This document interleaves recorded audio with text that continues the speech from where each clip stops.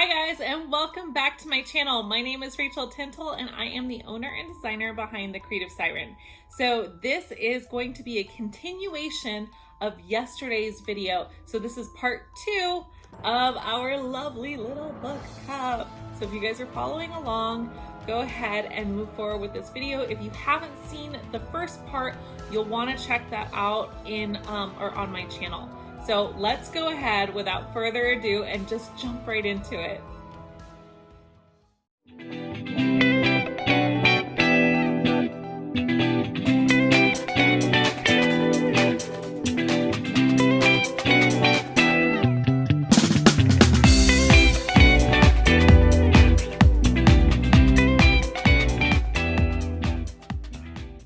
Okay, immediately after we Mod Podge our whole cup, we're going to take our baked pieces, which are our little snakes and our eyepiece, and we're just going to paint them all black.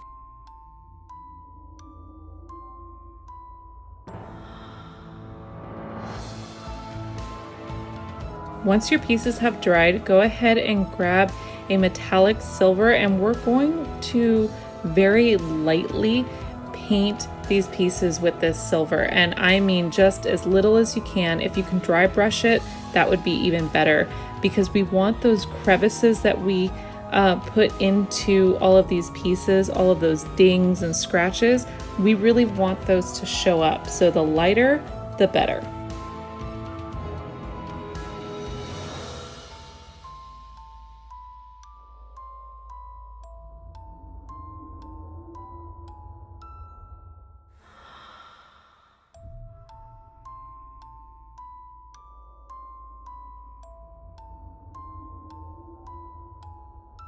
And when you're done, go ahead and just set your pieces aside to dry.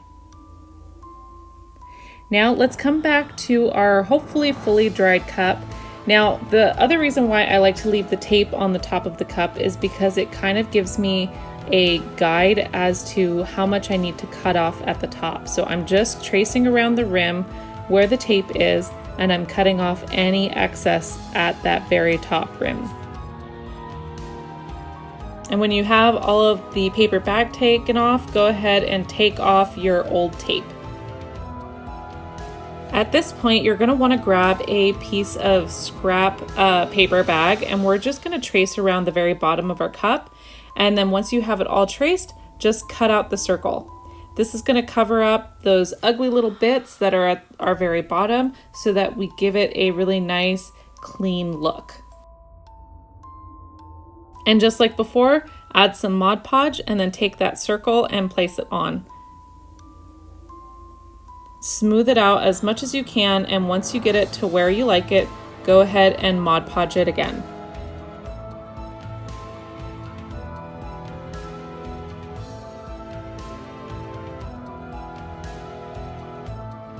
Really pay attention to those edges, because we really want to secure those just like we did our very top edge, so no epoxy seeps in and underneath our paper bag.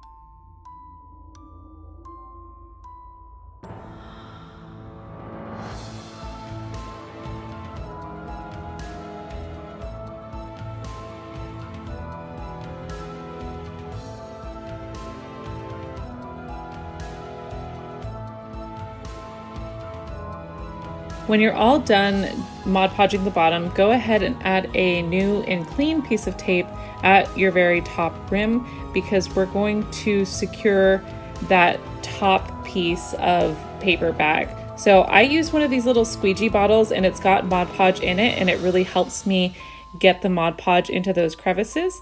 And then I'll just push the Mod Podge into the crease at the very top, so I make sure that I have a really good secure seal. And then go ahead and let it dry. Now, when your cup is all dry, this is the super important part.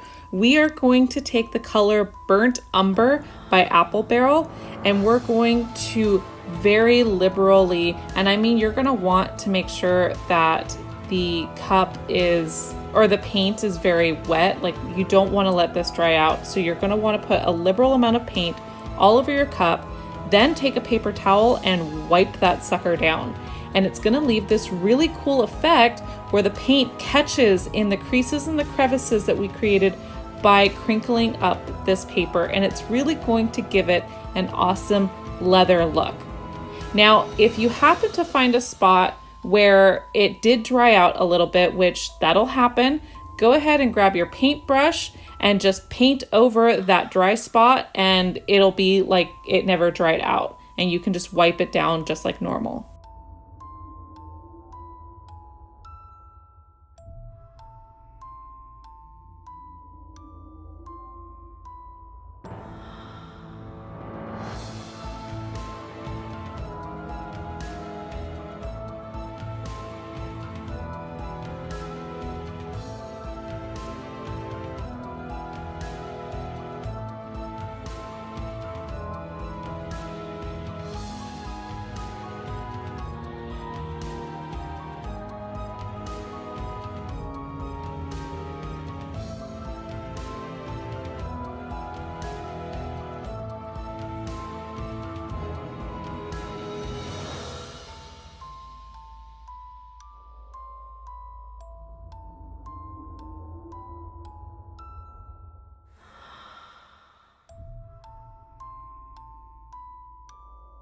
And of course, don't forget to get the bottom.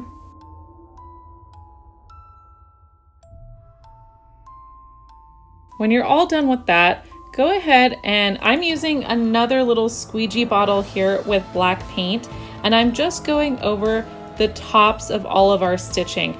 Now, the cool thing about us painting the brown over the whole body and then wiping it down is it's almost instantly dry, so you really don't have to wait for this to dry. It should be ready to go as soon as you're done wiping it down.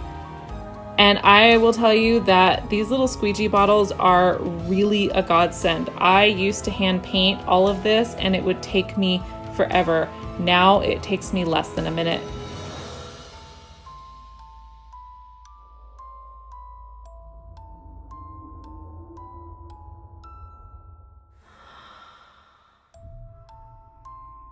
Sometimes after I've done all of my lines, I like to go back in and thicken them up a little bit, just so it looks like those stitched parts are like really adjoining and meeting up. And when you're done, just put it down and let it dry. When those black lines are all dry, I grab yet another squeegee bottle, and this one this time is filled with the color Toasted Marshmallow by Apple Barrel. And this is what's going to help us create those stitching. There's no rhyme or reason as to how I do these stitching. I just randomize it. At the joints of where all the black meets up, I just like to add like a cross, but you can do this any which way you want. And I will tell you again that these squeegee bottles will save you so much time. Again, I used to hand paint all of these and it would take me upwards of an hour, as opposed to now it's maybe a minute.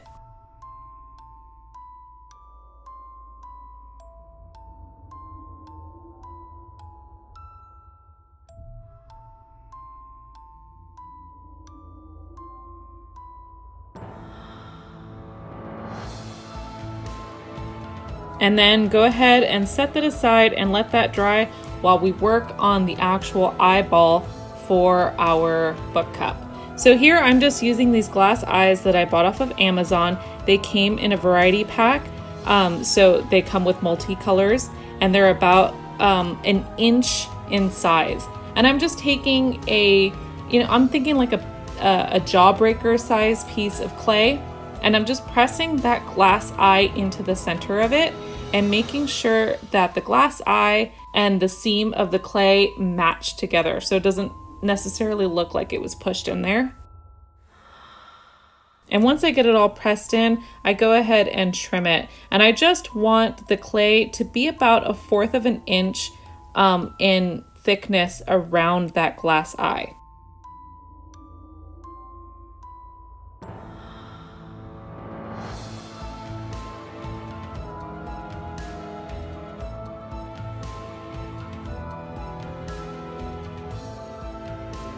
And once you get it to where you like it, go ahead and firmly press it onto a blank cup, one that we can throw in the oven, and go ahead and adjust the shape if you need to.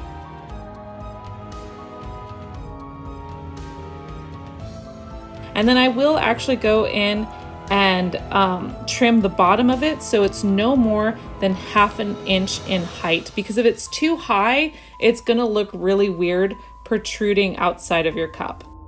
And when you're all happy with it, go ahead and bake it in the oven, following the directions on the back of your clay packaging. And don't worry about the glass eye piece, it is perfectly safe to put in the oven. Once your glass eye is completely cured and cooled, I go in and I just paint it with a quick coat of white. It doesn't have to be perfect. I just, you want your eyeball to be white. And if you happen to get some paint on the glass eye part, that's an easy fix because you can just scratch it off, which I actually find to be really soothing with a hobby knife.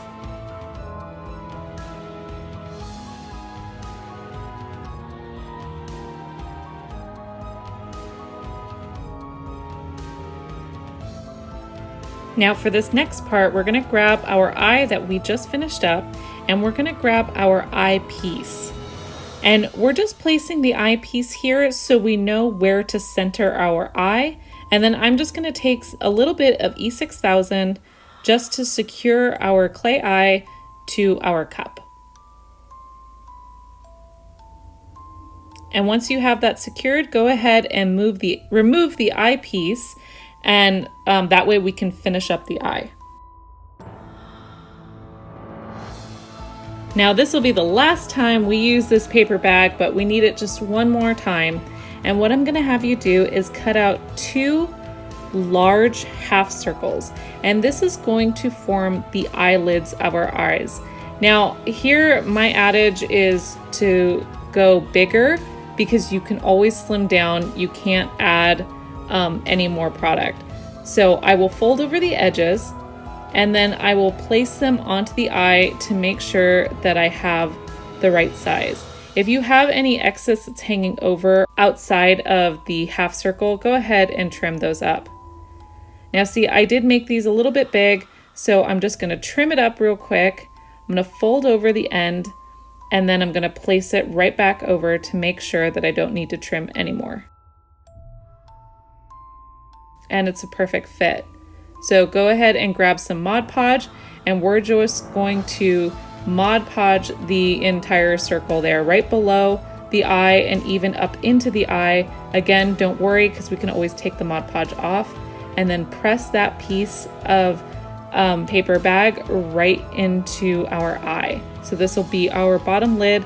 I always like to do the bottom lid first because then the top lid kind of sits over the bottom, and I just think aesthetically it looks better. Now again, liberally put your Mod Podge all over this guy so that we don't have epoxy seeping in, and make sure you really pack it into those creases so we secure all of that paper bag.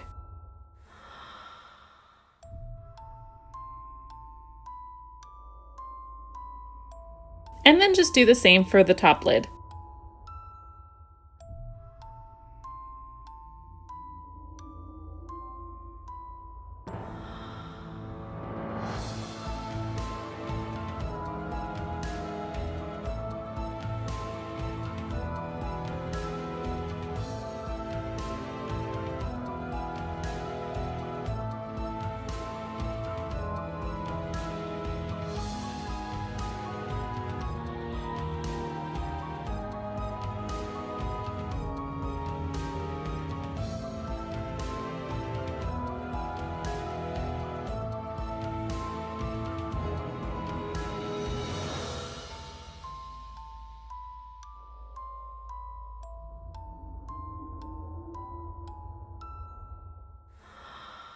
And when you have it all secured, go ahead and let it dry fully.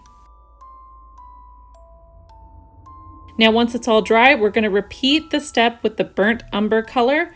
We're going to paint it all with a liberal amount of the brown color, and then we're going to wipe it off. Don't worry about taking off the Mod Podge on the eye, because as you can see, it looks a little bit, well, it's not so clear anyways, and so you want to leave that there while we're doing this part, because as you'll see, I did get a little bit of that brown onto the glass eye, and by leaving the Mod Podge there, it protects the eye so we don't have to repaint anything. When you're all finished blending in that brown, go ahead and take an X-Acto knife or a hobby knife and just cut around the outside of the eye and then scrape off any Mod Podge that's there.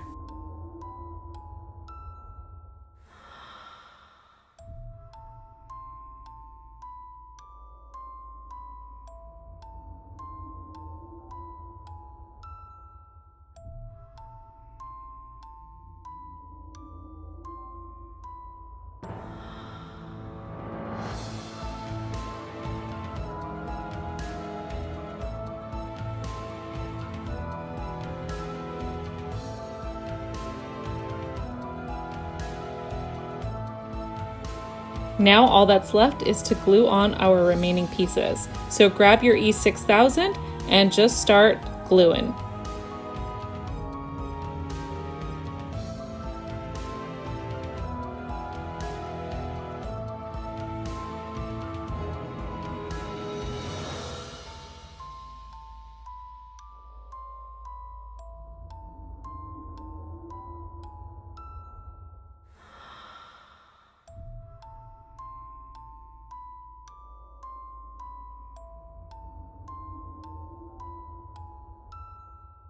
And you'll notice right here, I do have this cute little like amber rhinestone. I just picked it up at my local craft store, but I will have a link for it in my description. And I put that right on the clasp. Now this piece right here is going to be the quote unquote binding of our book. And you'll want to press it right up against the very end or the very start of that stitching. That way you have enough room for a decal if you want it. And then go ahead and replace your tape, because we don't want to epoxy when there's all kinds of gunk on our old piece of tape. Now before we epoxy him, you do want to let him dry for at least 24 hours. That way we know that that E6000 is really securely on there before moving forward. When your E6000 is all dry, we can go ahead and start to epoxy. Now, this guy is a little bit tricky to epoxy, so do your best here to try and get in all of those nooks and crannies. I have a tendency to kind of flood the areas which might be hard to reach, and then I make sure to, I guess, have them drip out. But you can also use a paintbrush to get into those nooks and crannies. Whatever works for you. You just also want to be sure that you are not flooding the entire piece. Otherwise, you really lose those textures that you worked so hard on.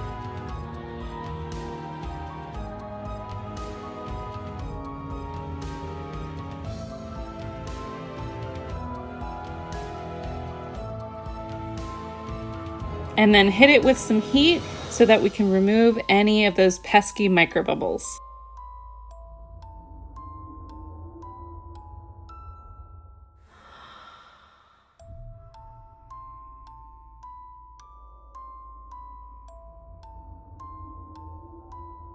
After your epoxy has fully cured, it's time to add our decal. Now I just got this decal off of Etsy, and I will put the link to that shop in the description of this video. And then the bottom decal that I added on the very bottom of our cup here, I made myself, and I will have that available to the members of my Facebook group. And once you're done adding your decals, go ahead and add one more very thin layer of epoxy, and you're all done. Look at this bad boy. He is so perfect for anybody that is obsessed as I am about Halloween. He's glamorous, but also spooky, and honestly, I just absolutely adore him. I hope you guys really enjoyed this video. Thank you for sitting here and watching this and enduring 2 parts with me, and I'll catch you on the next one. See you later! Bye! If you love this video, be sure to click here to see our last video. And don't forget to subscribe so you never miss another tutorial. See you later. Bye!